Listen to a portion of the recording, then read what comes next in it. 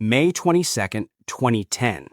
A programmer named Laszlo Hanyecz is hungry. He goes online and makes a simple offer. I'll pay 10,000 bitcoins for anyone who delivers me 2 pizzas. Someone accepts. 2 Papa John's pizzas. Pepperoni. Nothing fancy. Laszlo eats them. The deal is done. Fast forward to today. Those 10,000 bitcoins, they're worth over $600 million. That's the most expensive pizza in human history. So what happened?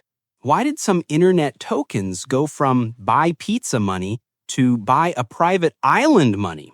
That's what we're figuring out today. To understand Bitcoin, we need to go back to 2008. The global economy is collapsing. Banks are failing. Lehman Brothers goes under. People lose their homes. Their savings disappear. And everyone's asking the same question. Why do we trust these banks with our money? Then, on October 31st, 2008, someone calling themselves Satoshi Nakamoto publishes a document online, 9 pages. It's called the Bitcoin White Paper. The idea?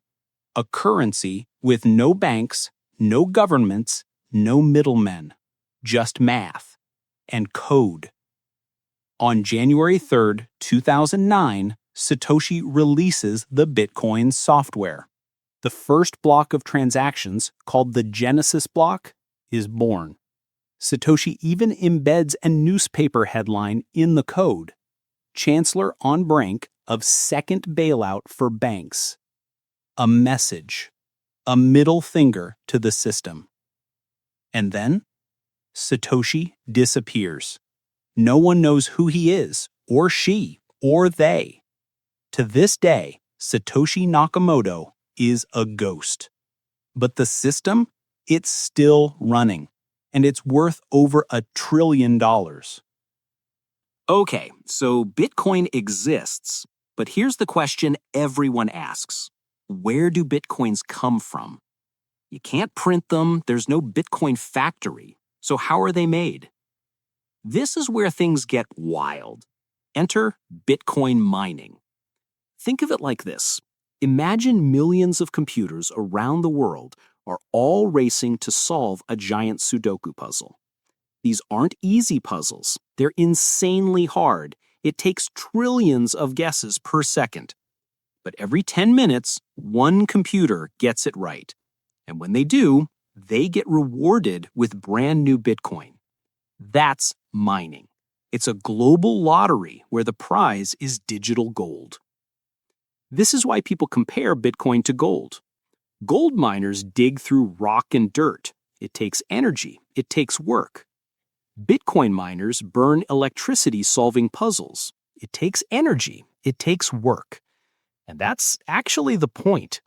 The energy cost makes Bitcoin expensive to create, just like gold. You can't just snap your fingers and make Bitcoin appear. Someone, somewhere, had to do the work. Now let's talk about why Bitcoin is valuable. Think about regular money. Dollars, euros, whatever. Governments can print as much as they want. Need more money? Fire up the printer. This is called inflation. More money printed means each dollar is worth less. Your savings lose value, silently, every year. Bitcoin is different. There will only ever be 21 million Bitcoins. Not 21,000,001, not more if we need them, 21 million, forever. This is hard-coded into the system. No government can change it, no CEO can overwrite it. Scarcity is built in. But here's where it gets even better. The halving. Every 4 years, the reward for mining Bitcoin gets cut in half. In 2009, miners got 50 Bitcoins per block. In 2012, 25. In 2016, 12.5. In 2020, 6.25. Imagine the gold mine getting deeper every 4 years. harder to dig, less gold coming out. What happens to the gold that's already been mined? It becomes more valuable. That's the halving.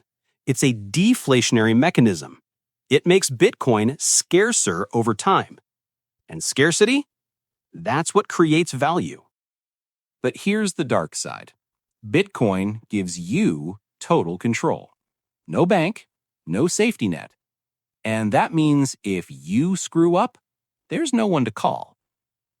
Meet James Howells. In 2013, he was cleaning out his home office in Wales. He had an old laptop hard drive, threw it in the trash. No big deal, right? Except that hard drive contained the password, the key to 8,000 Bitcoins. Today, that's worth over $800 million. James knows exactly where the hard drive is, buried in a landfill somewhere in Newport. He's been begging the city for years to let him dig it up. They won't let him. So somewhere, under thousands of tons of garbage, is a piece of plastic worth more than most countries' GDP. And James can't touch it. This is the most important rule in Bitcoin. Not your keys, not your coins. If you lose your password, there's no forgot password button. There's no customer service line. The Bitcoin is gone. Forever. Bitcoin gives you freedom, but freedom comes with responsibility. So let's bring it home. What is Bitcoin? It's digital gold. It's a store of value, a hedge against inflation, a way to own something that no government can print more of. Can you buy coffee with it? Sure, but that's not really the point. Gold isn't for buying groceries either. It's for preserving wealth. Bitcoin does the same thing, but it's faster, more divisible, and you can send it anywhere on Earth in minutes. Is it perfect? No. It's volatile, it's complex, it's still early. But for the first time in history, we have money that no one controls. A ghost created it and then disappeared. And somehow, it's still here. But Bitcoin can only do one thing: move money. What if there was a cryptocurrency that could run programs, apps, contracts? That's Ethereum, and that's a whole other story. If you made it this far, hit that subscribe button. More crypto deep dives coming soon. And remember, not your keys, not your coins. See you in the next one.